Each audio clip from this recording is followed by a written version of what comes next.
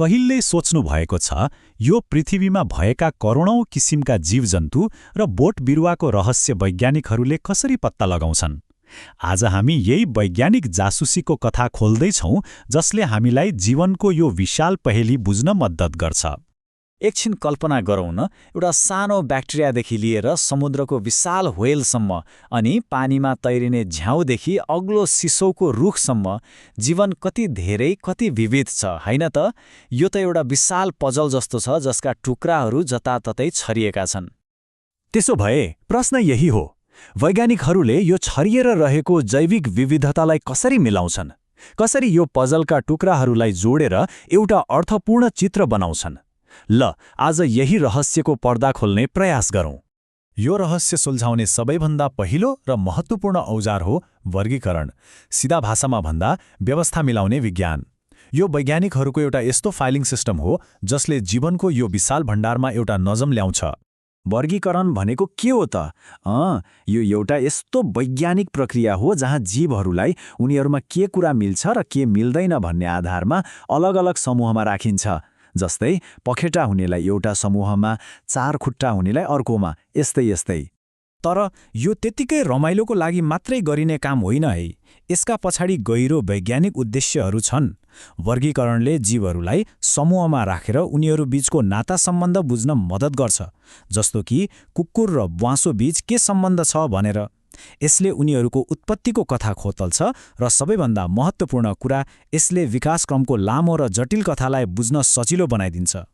अनि जब वैज्ञानिकहरूले जीवहरूलाई यसरी व्यवस्थित गर्न थाले नि, उनीहरूले एउटा सोच्दै नसोचेको एकदमै अनौठो कथा फेला पारे। त्यो कथा थियो क्रमिक विकासको। हेर्नुहोस् त, जीवहरूलाई 5 मुख्य राज्यमा बाँड्दा एउटा गजबको ढाँचा देखिन्छ।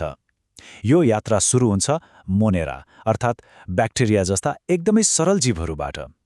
त्यसपछि आउँछन् प्रोटिस्टा जस्ता अलि जटिल एककोशीय जीवहरू।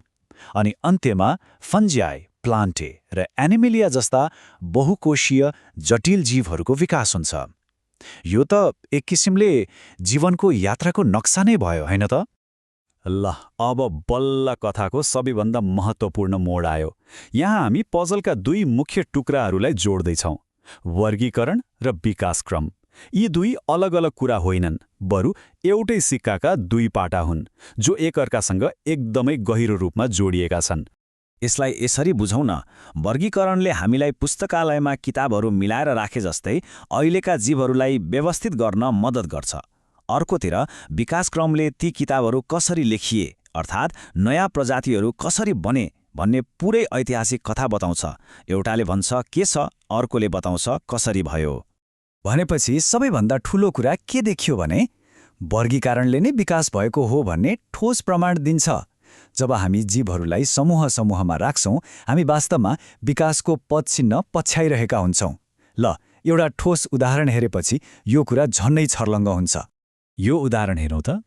सरीसृप यानि घस्रिने जन्तुहरूको मुटुमा प्राय 3वटा कोठा हुन्छन्, तर स्तनपायी प्राणीहरू जो विकासको क्रममा पछि आए, उनीहरूको मुटुमा 4वटा कोठा हुन्छन्, जुन अलि बढी विकसित हो। यो सानो फरकले के देखाउँछ भने समयसँगै जीवहरूको शरीर झन जटिल हुँदै रहेको छ। वर्गीकरणले देखाएको विकासको यो कति स्पष्ट सङ्केत। ठिक छ, यति सबै कुरा त भयो, तर यो सबै जान्नु किन जरुरी छ त? यो केवल किताबमा पढ्न वा परीक्षामा लेख्नको लागि मात्रै हो र? पक्कै होइन, यसको महत्त्व त्योभन्दा धेरै गहिरो छ। कुरा के हो भने वर्गीकरण र विकासक्रम, यी 2वटा कुरा जीव विज्ञानका आधार हुन्। यिनीहरू ती 2 स्तम्भ हुन् जसमाथि जीवनलाई बुझ्ने हाम्रो सम्पूर्ण ज्ञान टिकेको छ। मतलब यिनीहरू बिना त आधुनिक जीव विज्ञानको कल्पना पनि गर्न सकिँदैन। त्यसो भए अब एउटा प्रश्न सोच्नको लागि छोडेर जाउँ।